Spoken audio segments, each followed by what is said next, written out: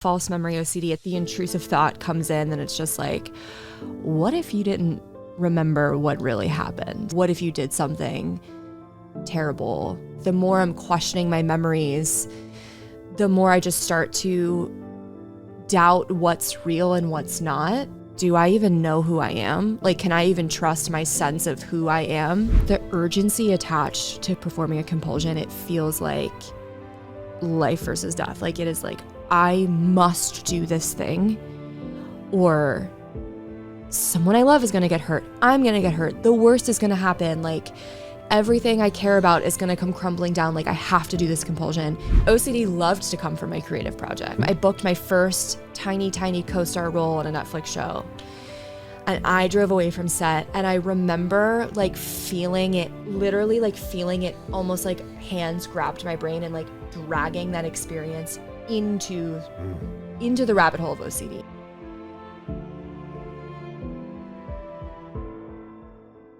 Hello, everyone, and welcome once again to the Get to Know OCD podcast, brought to you by Know OCD. If you're looking for help for obsessive compulsive disorder or related conditions, check us out at knowcd.com.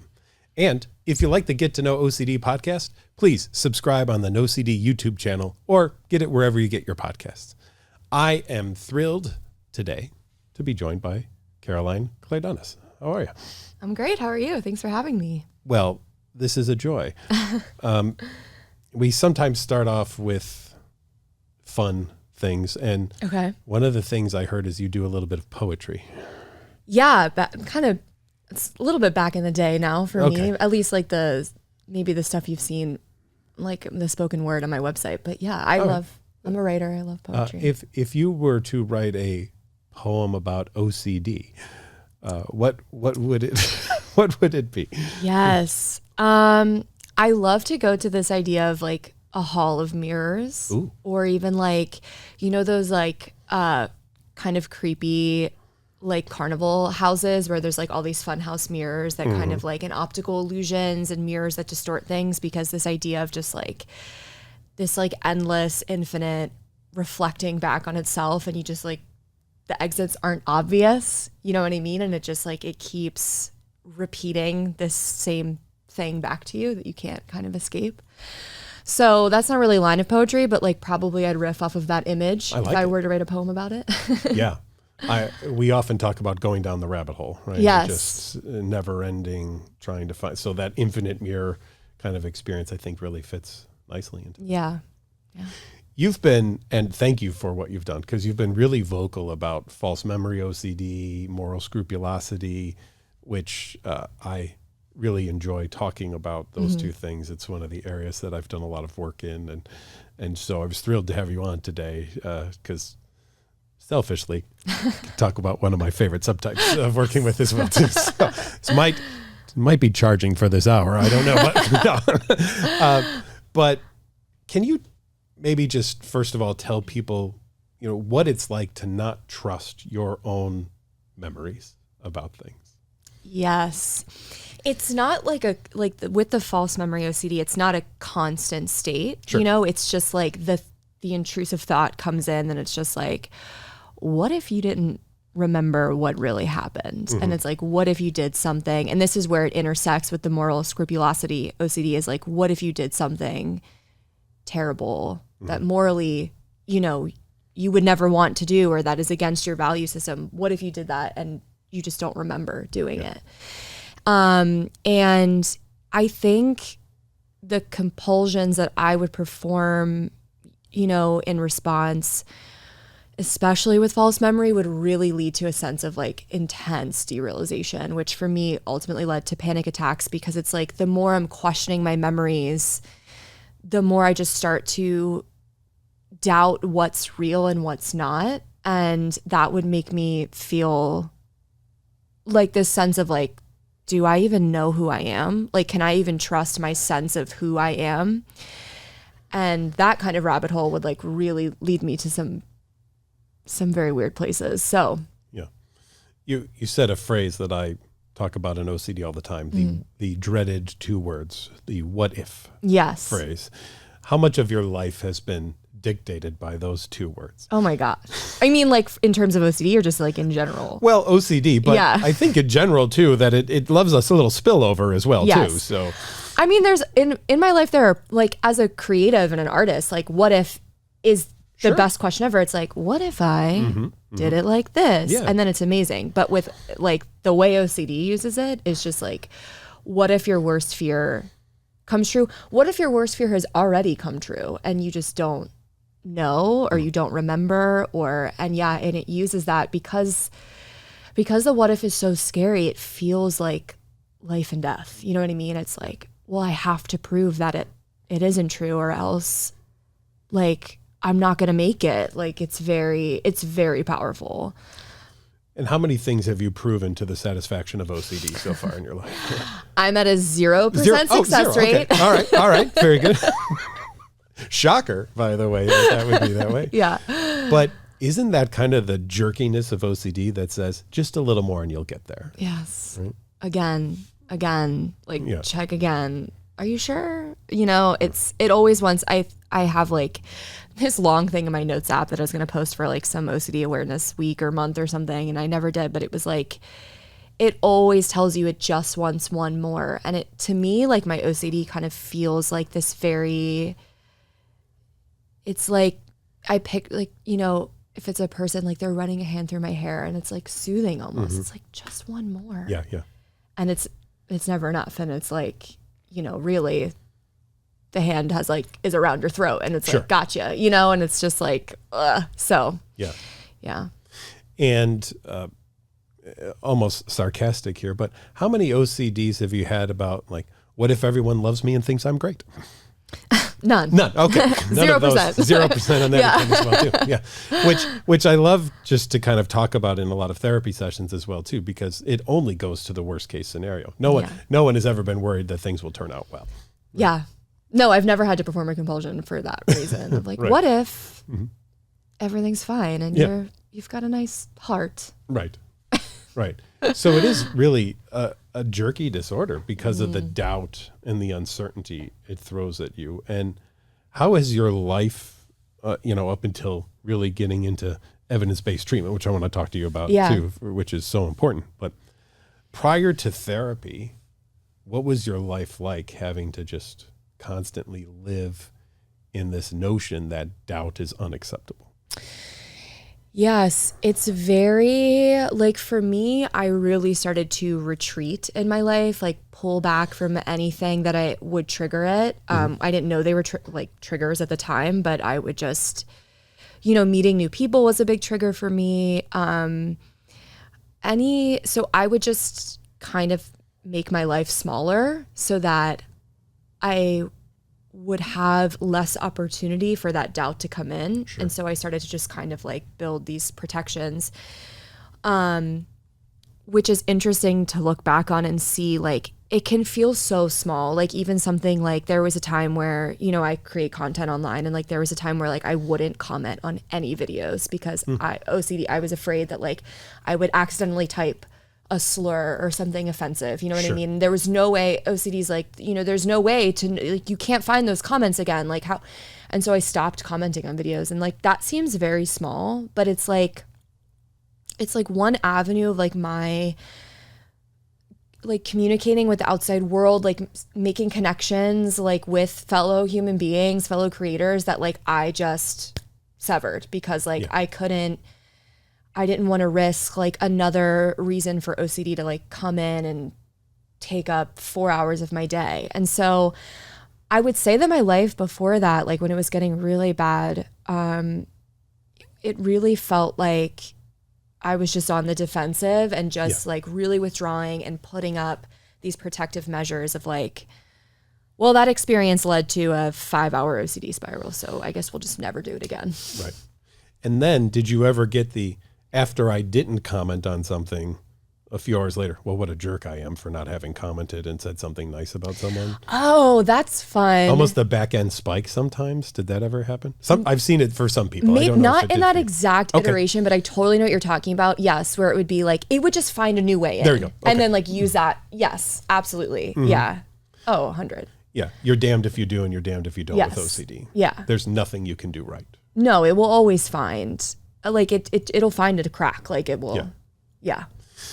And how many years did you have to go through that before you found a different way of approaching things? I think the really interesting thing is that I've now, like after therapy, and I've now looked back, like even as a child, and I think my moral scrupulosity OCD was, I was raised very religious. So as a kid, I definitely have memories of performing, you know, similar compulsions, but just through a religious lens, compulsive prayer, having to, you know, like replace a sinful thought with a good one, and gold sparkles, you know. Also health OCD when I was younger, like I look back and it was so much reassurance around like, is this bruise okay? So that's interesting to look back on and be like, oh, I think maybe I've had like just an expression of different subtypes in my life, but where it really got a hold of me was with this like moral scrupulosity OCD. And it was in my, sorry, what was the question? When? Yeah, I just, you know, how long did it kind of take? How long? Yeah. Okay. Yes. So it was, I would say that I was in it for a couple of years where it was really bad. Maybe like 2 to 3. And at that point had no idea it was OCD. Thought I was, I mean, there were times where I was like, maybe I'm just having a mental breakdown. Like you know, I was like, I don't know. And then I learned, I like Googled one day and listened to some podcast, not this one, but some podcast. Unacceptable. Don't even, right. I don't even know if this one existed yet. So okay, well, you get a pass. If it wasn't there, I'll give it a pass. That's fine. And the host like perfectly described what I was experiencing, and I wept on my couch because I was like, oh my God, there's a name for what I'm doing and what I'm experiencing. And then I was like, okay, well, I know what it is. So like, I'm fine. I can just not do it. And I did not seek help for still a long time after that. Yeah. So that was my sort of experience. So probably I like really suffered at its height for a good 3 to 4 years, I want to say. That aha moment, I want to go there. Yeah. You now have a name for something. It's got to be incredible. It is. It's such a huge relief. It's like, I don't know, like there were times where, and it's why I am so eager to talk about it because, you know, when you're in it and you don't know that it has a name, you're just in this like windowless, doorless room. And then it's like someone like cracks a window and you're like, and you can see the boundaries of what you're in. And you're like, oh no, okay, here are the walls. And like, it has a structure and like, there's a way out. Like, and so it was huge. And I felt, oh my gosh, the relief was immense. But then also it came with this sense of like, okay, well, I'll just intellectualize my way out of it. How did that work? 0% success rate. Lots of zeros, everyone. Yeah. I found OCD on Instagram, and then at like a pretty rock bottom moment of just I don't know a night lost to the spiral. I called the next day, and and then that story is like full of ups and downs as well. Like my therapy with ERP. So yeah, ERP can be tough, right? It's not the easiest thing in the world. And sometimes we stick a toe in the water and then we run away a little bit. That's what I did. Did you? I did it for a couple months. Yeah. And here's the thing is I just didn't do my exposure homework. I just was like, I understand how this works intellectually. Yeah. I get it. Therefore, I'll be fine. And I just won't do it anymore. And that doesn't work. Like you really have to put the work in. And so, and then I quit. But truly like doing exposures and not performing a compulsion, like felt like I would die. Yeah. Like it felt, I was like, what do you mean? Like I have to do it. Yeah. So then I quit, it got worse again. And then I started again. And then I like really committed. And it was like, I mean, the cool thing about ERP is the results come pretty quickly. Yes. Yeah. I say it like if you go to piano lessons and you only play during the piano lesson, you don't get much better at playing the piano, right? Right. But I love your openness about that story too, because that happens to people. They do stick a toe in the water and like, you know, there's got to be the right motivation to be able to do it as well too, and a good match with a therapist and all sorts of things. So yes, lots of things come into play when you finally are at that point where you're ready. Yeah. To do the really, really tough things and do ERP. So for those who might not be familiar, can you describe what exposure and response prevention therapy was like for you? Yes. So we kind of sort of took an inventory.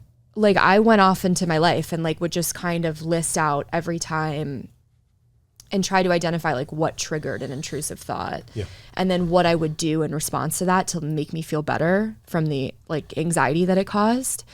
And then I believe we like sort of rated, there was a number scale on like how anxious you were. And then we kind of like rated like which were more severe and which weren't. And then we started with the lower ones and we were like, okay, we're going to, and so then it would be like, okay, so this trigger, expose yourself to it.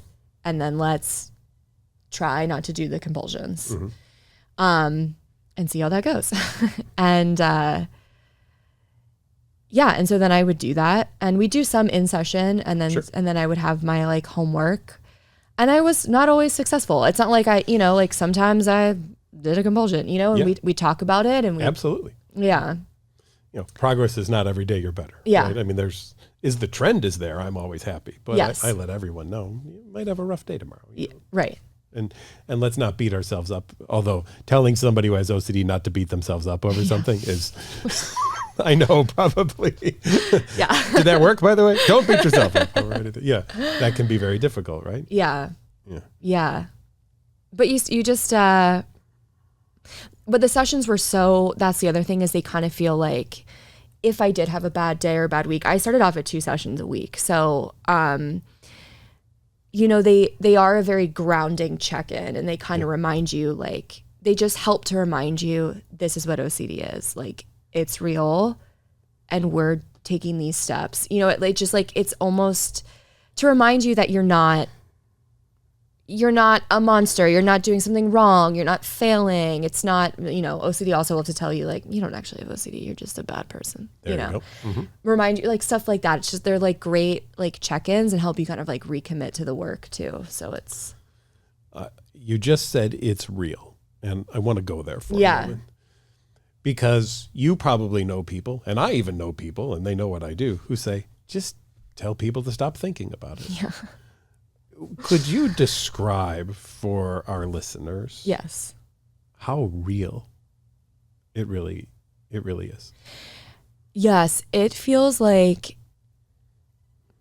again, I keep coming back to like the urgency attached to performing a compulsion. It feels like life versus death. Like it is like, I must do this thing or someone I love is going to get hurt. I'm going to get hurt. The worst is going to happen. Like everything I care about is going to come crumbling down. Like I have to do this compulsion in order to prevent that. Like that's how it feels so real. And then also the other thing with it is that for me, like my nervous system would process very real and intense feelings of shame and guilt as if something horrible had happened, even though it didn't. Like these were all imagined scenarios in my head, what ifs, endless what ifs, a hall of mirrors, and I was sitting there dealing with this intense shame that I would have to then like metabolize and like try to go throughout my day that was also like horrible. So like it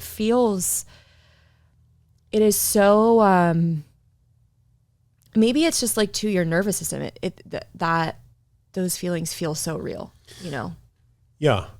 A talk therapist would try to talk you out of OCD. Right? Yeah. An ERP therapist wants you to feel those feelings and learn that you can handle the feeling. Yes.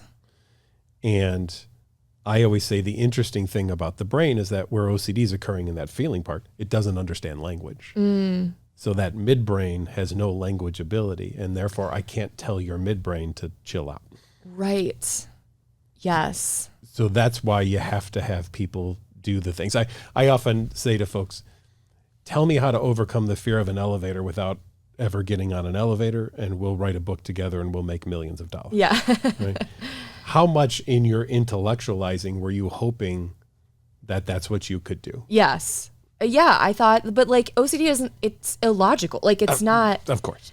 It has a really great, like effective model that it uses to hook you in. Fantastic. But it's in terms of, and it's funny because I can laugh at my own kind of OCD spirals like after the fact, because it's like once I leave the haze of OCD, I can see how illogical it is. Sure.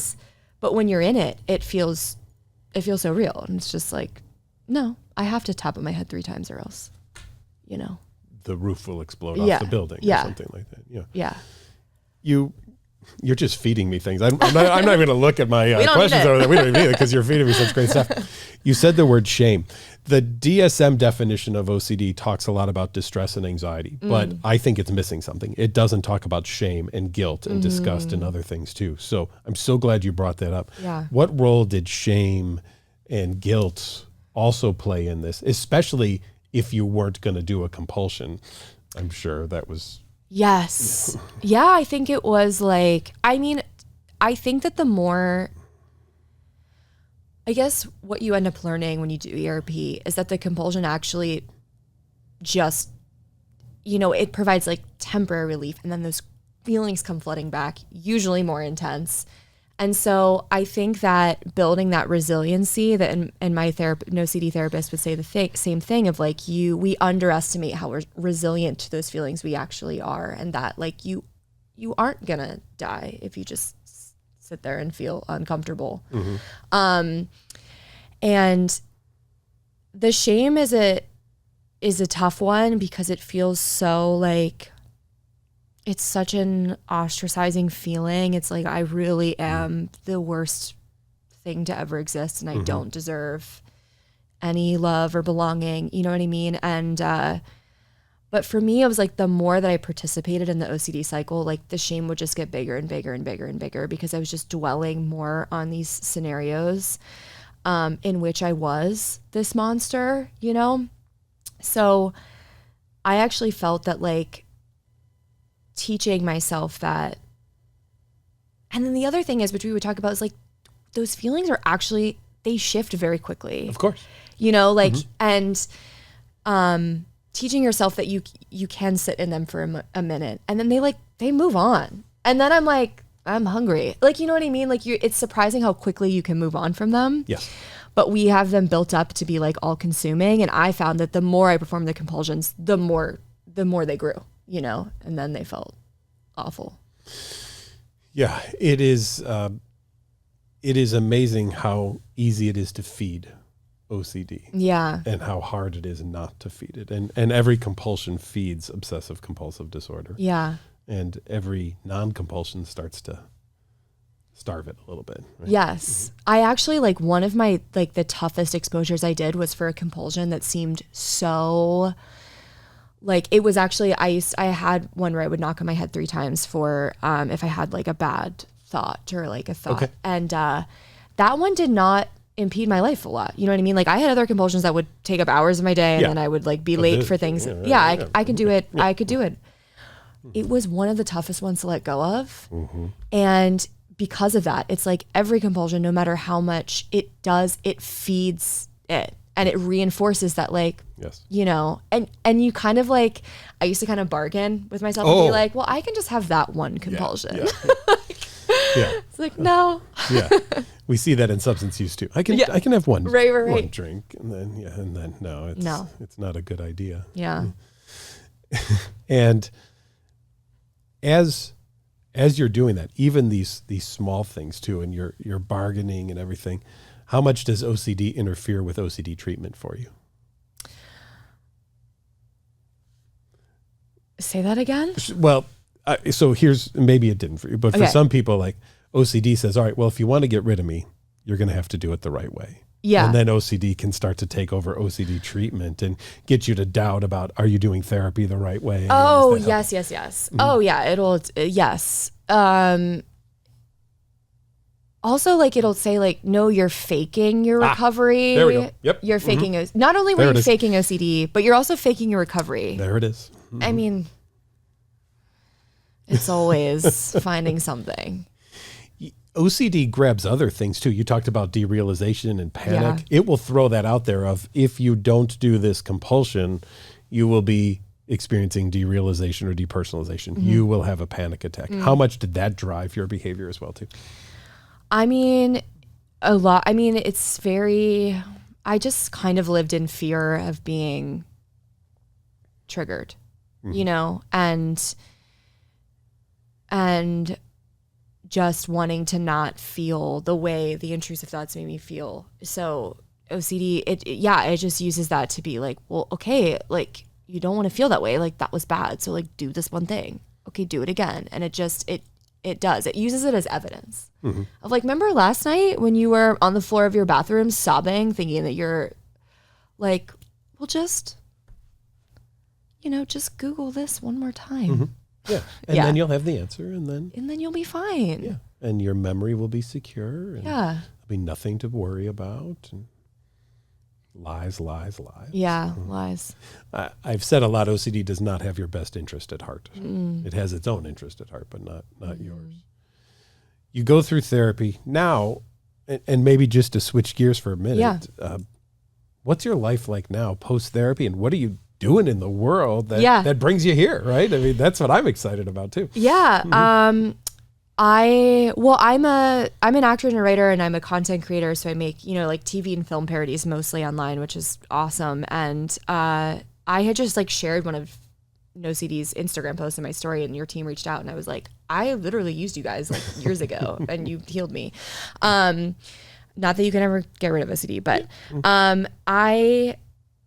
and so now, like, I'm not in active sessions right now. And that doesn't mean that I don't have a run-in with OCD almost every day, in terms of just like, I hear it. I can hear what it grabs for. Doing this interview is, in a way, an exposure. Like, it's something that I probably would have not done at the height of it, because it's like, well, you know, I'm sure on the drive home, my OCD is going to try to be like, are you sure you didn't yell something incredibly offensive? Did you stand on the table and yell something offensive and you just don't remember it because you blocked it out? Like, it probably will. And like, I'm just much better equipped to recognize what that is. And I've built up enough evidence now of not engaging in compulsions that it's like easier to choose that, because before all I knew was doing compulsions. Yeah. And now I've done enough work of not doing them. And here's the other thing, like, I've never participated in compulsions and then like the next day been like, I'm so glad I did that. I'm so glad I spent my day doing that. I feel so good about that. Never once. Use of time. Yes. Yeah. So it's just easier to like steer myself that way. And that being said, there are stickier instances that still come up, and you know, a lot of my compulsions are mental. And so like, it can be a little easy to just like slip into them. But one thing that my therapist really did with me, which I come back to all the time, is she'd be like, just go do something else. Go do the thing that you were going to do this afternoon. Like, go do it. And that's like one I come back to a lot that really helps me. And it's like, I sat down to edit this video. OCD is going to yap. I feel a little panicked. I'm just going to edit the video and feel panicked while I do it. And then a couple minutes go by and like, I feel fine and I'm just editing my video. And so just to keep doing something else that you were originally going to do really helps. So that panic did not destroy you then? It didn't destroy me. It was uncomfortable. And then it passed. Yeah. If OCD is good at something, potentially it's telling you the worst case scenario is about to occur and getting you to believe that that's the case, that it's true. How many of those worst case scenarios actually happened? I can't think of one. Right. I mean, yeah. And it's also like, sometimes I think about my OCD when I am going through something challenging, and I think about, I'm like, and it's not anywhere close to a worst case scenario, but it's just something challenging. Sure. And I'm like, this isn't great. It's not fun, but I'm fine. Like, I get through it, because like, you underestimate your ability to like deal with challenges. And it's like, OCD tells you that like anything is going to just make you crumble and like everything's going to come burning down. And it's like, for the most part, it doesn't. You know, you just get through it, and it's. And you have film, I believe, coming or that you're starting to work on? Yes, Yeah. I co-wrote and I'm co-starring in a short film. It's a queer rom-com called Stalling. So we're going to be shooting that in the 3rd week of September. It's looking like. Excited about that. If we were to look ahead, let's say you hadn't done treatment, what would have OCD been telling you about this, right? I mean, OCD loved to come from my creative projects. Of course. I remember I did I booked my first tiny co-star role on a Netflix show. And I drove away from set and I remember like feeling it almost like hands grabbed my brain and like dragging that experience into the rabbit hole of OCD. Ooh, I love that image. Yeah. And it's just like, I could feel it on the drive home, and that experience, like, it's very hard for me to even remember it fondly anymore or remember it like a career milestone, because like the OCD spiral that came after it was so intense. Yeah. And the false memory of just like, you did something crazy and you don't remember it, or something bad and you don't remember it, like all of that. So to be doing this film and to just be equipped for like, I know OCD is probably going to try and grab for this. Mm-hmm. And like, it doesn't gain traction as quickly and as easily as it used to. And it doesn't steal it from me like it would steal experiences for sure. Yeah. Is it easier now to look back on your past and than it was in the grips of false memories and all sorts of things? I think so. Like? Yeah. I think that it's like the memories that it went for can still be a little sticky to look back on. Mm-hmm. It's easier. It's more so like remembering the aftermath when I was just like spiraling in my apartment and like feeling just like stuck in a compulsion hole. You know what I mean? Those are a little rough to, not like, it was a bad time. You know what I mean? It wasn't fun. And not knowing I had OCD and just being like, am I losing my mind? Like, you know what I mean? So, but yeah, in terms of like, am I afraid to like remember things because of like OCD? Yeah, no, like it's not, you know, like it was before. So I'm going to ask you a weird question. Okay. But I like how you just described something. Okay. You never lost your mind, did you? No. What would, in the world of OCD, what would losing your mind do? Or what would happen, do you think, if you actually lost your mind? Oh, well, if I lost my mind, like the crux of my OCD is like, you're secretly a terrible, awful person, and you've just convinced yourself and everyone around you for your entire life that you're not, and one day you're going to slip. And they're all going to know. And so the OCD tells me that like, I'm always on the brink of just totally losing my mind. And then I'm going to do something awful, which is what maybe I've been doing this whole time. And I've just like tricked people into not knowing. Like, yeah. You're very good at covering it up. You're right. Yeah. Mm-hmm. So yeah, OCD kind of tells you that, or tells me like, I'm like, I never know when that might happen. And I lose all control. Yeah. And even after really great therapy, like you said, that it's not like that is gone, right? You have a better way of handling it now. And you know how to live in a world with that being there. But the goal of treatment isn't, we're going to remove this thought or this image or this urge from your brain. Right. And you're never going to experience it again. Was that tough at first in therapy, knowing that the goal of therapy was not, you're never going to experience this again? Yes. I often say that there was a time where I just like grieved a life without OCD. Like I had to just literally grieve this sense that like I would never just not kind of, to me, it feels like a very sort of separate entity in my brain in a lot of ways. I've characterized it in different ways like throughout this interview, and like just this idea that I can for sure now go days where like where I just forget about it, which is awesome. Yeah, sure. But I think this like learning that there was no, exactly what you said, like there's never going to be a defining moment where it's like, and now I will never have OCD again, was hard for me to swallow at first. And it made me kind of be like, well, then what's the point of this? Right. Why am I doing therapy? Yeah. Why am I putting in this work that feels really scary? Like, can't I just do my compulsions forever? And I guess it kind of sucks, but at least I'll have them. You know what I mean? If I'm stuck with this thing, then, you know, but I mean, the difference is day and night. I mean, and that's the thing is like, it's just like a little buzz of activity in my brain now versus like this thing that feels like it's half the time. Do other people in your life notice the difference? I had one of my, I don't know. I wasn't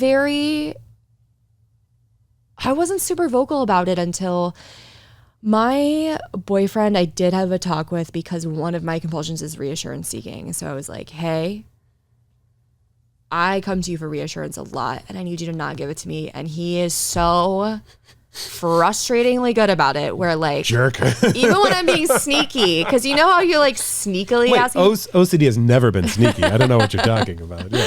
And I'll just be like, are you trying to get reassurance from me right now? And I'm like, ugh.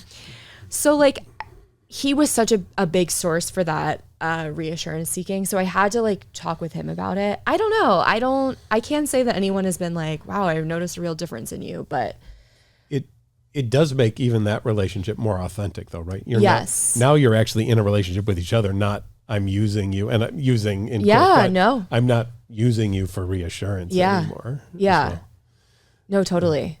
I've given some really annoying assignments. One of them was I've told spouses or families put a notebook on the dining room table, and if you're asked a question more than once, write down the question and then write down the answer. And if you're ever asked again, just say, it's in the book. Yeah. And, do people with OCD not like that? Wow. Right? Yeah. Because they're like, but I want to talk about it. And yes. And we're not going to talk about it. Yeah.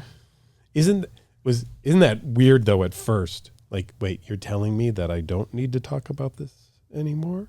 Really?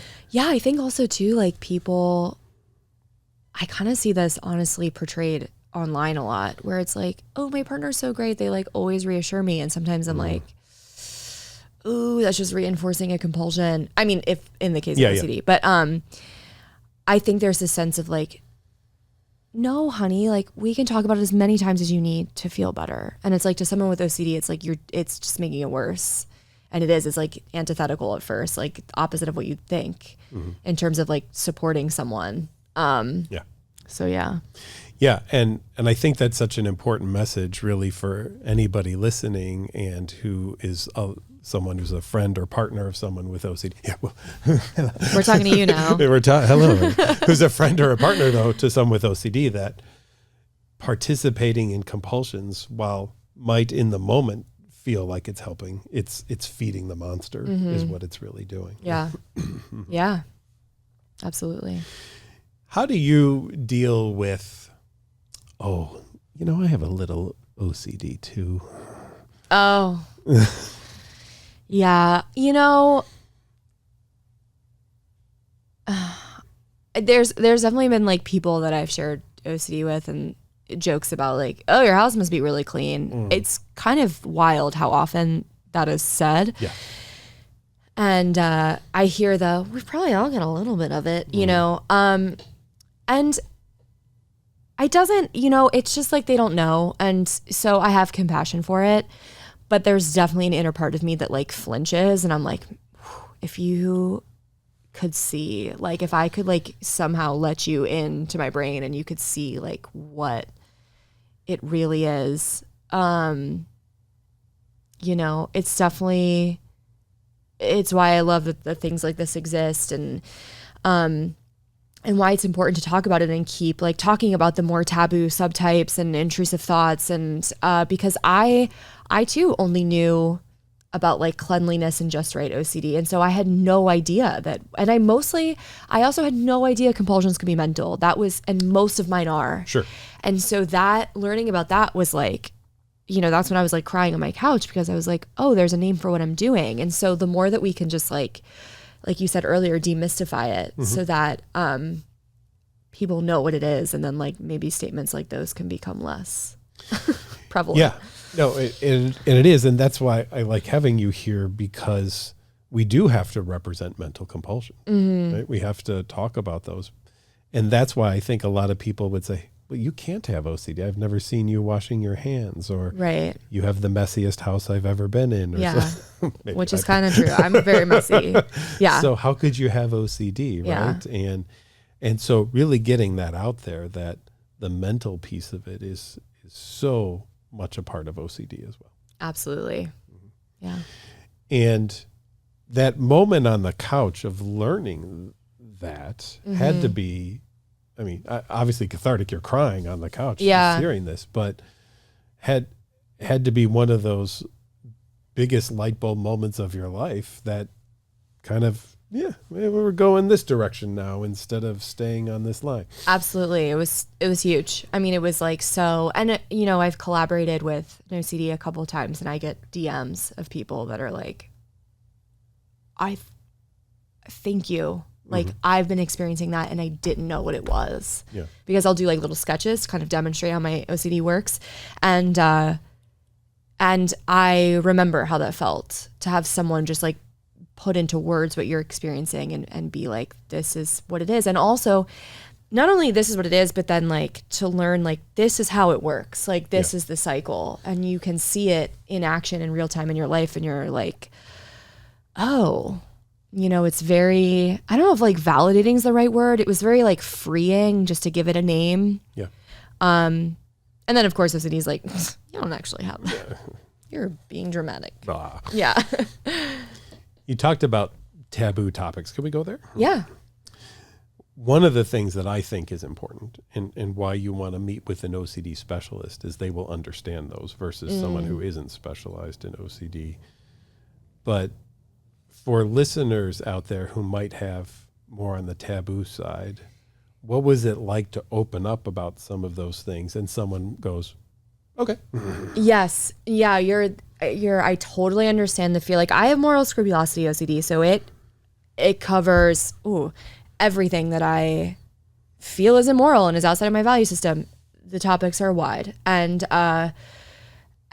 definitely, in my opinion, monstrous, you know what I mean? And so there is this very real fear that you're going to share them with your therapist. And I got to say, like, it took me a while to be honest about, and that's okay. Yeah.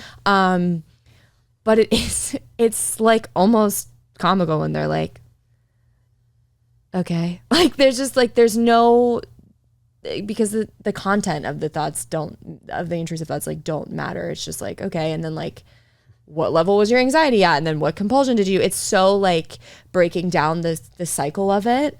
Well, and then also there's a part of me that sneakily like got mad that I didn't get the reassurance of like, but I know you would never do that. You're a good person, So there's also that too. It's just like the response is so opposite of what you think it would be, which is like in the worst case scenario is like they're scared and they're like, oh no, this is a serial killer perhaps. Like I'm calling the cops, or the other part of it, which is that they then reassure you and are like, no, but at your heart, you're a good person. So of course you would never do something like that, and it's like, it's just a very, I don't want to say bland, but it's neutral. It's like a neutral of like, the content of it doesn't matter. Right. It's like, how did this feed into the cycle? Yeah. Any what if that is brought up is another what if. Yeah. Is what it is, right? Yeah. Yeah. And OCD will just use, if that one didn't get you, it'll just try another one. So it's like, it's just throwing out. Whack-a-mole. Yeah. Yeah. Yeah. Absolutely. Oh, that one didn't do it. How about this one? Yeah. And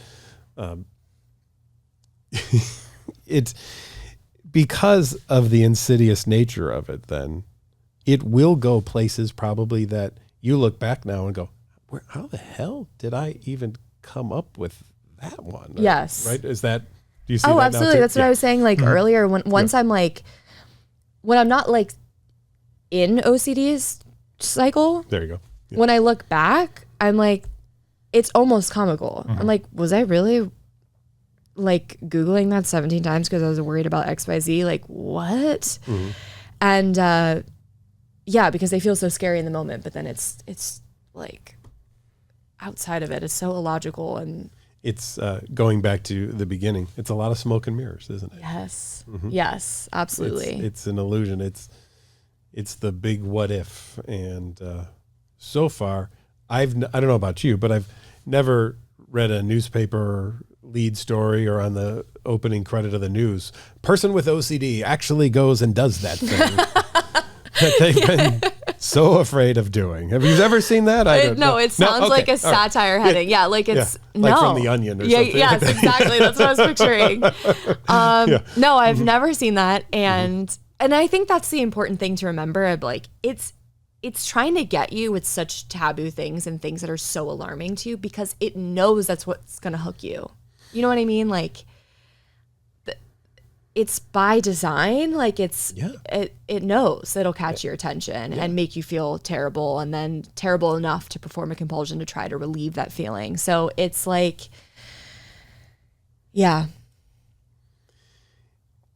Now that you've shattered some of the mirrors, yes, shall we say, right? Yeah. And the illusion is broken. And again, as you've said, you know that OCD's there. It's not like it's going away. Yeah. It's more of a passenger instead of the driver now. And hopefully as your life gets, it's a third row backseat passenger as it goes along. What do you hope for, for the future for you? What are you excited about and looking forward to doing? And now that you've had treatment that you feel like you really can do, that maybe you didn't feel like would have been possible in the midst of OCD. Yeah. I think, like the short film coming up is great. I'm working on a longer writing project that I'm really excited about, which will be, if that goes anywhere, like that's, I'm going to have to be like, okay, this is going to be big. Like OC is going to be throwing a lot at me. I know it. I think just like being more as expressive as possible in my creative career, like that was something that I would make small in order to accommodate OCD before. So I'm looking forward to, just being, I'm prepared for that. And I think too, like I know so clearly what it was like to be when OCD was in the driver's seat, so that like if it ever did get to that point again, like no OCD is my first call, you know what I mean? And like just I can jump back into sessions again, and I can get that grounding presence of like, okay, like and I have proof now that like doing that work really, really helped. And that kind of, I think that really feels like a safety net in a way that is so nice to feel that I have. Because I think that it's important to remember that like recovery, we also like don't do it alone. And so it's just like so nice to know and have the proof that there are networks and communities of support and help out there. But yeah, I mean, and I'm also excited to like, when the opportunity comes to share about it and, to be maybe a person that does crack the window for someone who's just like, I don't know what's going on, but it's miserable, Breathe some fresh air and get some new light in the room. Yeah. And I think too, just for anyone listening, with this notion of therapy is not a sign of weakness. Right? I resisted it for so long. Like I never really used to understand when I'd read like people about any sort of mental health challenge or mental illness, like it took me so long to seek help. I never really understood that until, I told you I identified that I had OCD when I heard it reflected back to me on that podcast, but then it took me a long time to actually get help. And like, there's just this feeling of like, well, is it serious enough for me to get help? Who am I to think that I'm really struggling that much that I need to get help? I don't want to put the time into focusing on this anymore. Like, I just want to do other things. I don't trust that it's going to work. I like all of these things. And then also for me, it was like, man, if I really seek out therapy in this, then it really is something that I have, and then I have to commit. And I just like, it took me a while to get there, to commit and be like, this has serious implications on my life, and I need to address it and commit to that work. And so no, it's not a sign of weakness and at all, but also like I think that resistance to it is so normal. And yes. On the other side, I've even seen, well, what if they tell me I don't have OCD? Right. And you touched on that already too. oh, that would be terrible. So Yeah. I don't want to go because I don't want to find out. Yeah. Yeah. What a jerk OCD is, It's right? terrible. Yeah. The worst friend you ever had. Yeah. It is the worst friend you've ever Yeah. had. Yeah. And why do we stay friends with it? I don't know, but they're like always there and you're just like, okay. Yeah. Mm-hmm. Yeah. Well, tell people where they can find you and get info and all sorts of things. Yeah. Your camera for a moment. I'm all over the social channels. It's just my name, Caroline Klidonas, on Instagram and TikTok and YouTube, and I make fun little videos on there that you might want to check out. So yeah, some of them are OCD related once in a while. So yeah, that's awesome. Yeah. Well, I really appreciate you being here today, Caroline. It was I can't believe how I know, fast it that flew by. went. Oh wow, yeah. It just flew by. This was so much fun. My pleasure. I love talking about it. It was a great conversation, and it's like, yeah. Great. And if you're looking help for obsessive compulsive disorder related conditions, check us out at knowcd.com, where we will do a great assessment with you, and we can do therapy with you, even in maintenance levels as well too. You can stick with us for a very long time to make sure that you have someone in your corner there rooting for you and helping you when necessary. If you've enjoyed this podcast, subscribe to the Get to Know OCD podcast on YouTube. We would love to see you back for more episodes. So until next time, thank you. And again, Caroline, it was a blast. Thank you so much. All right. We'll see you later.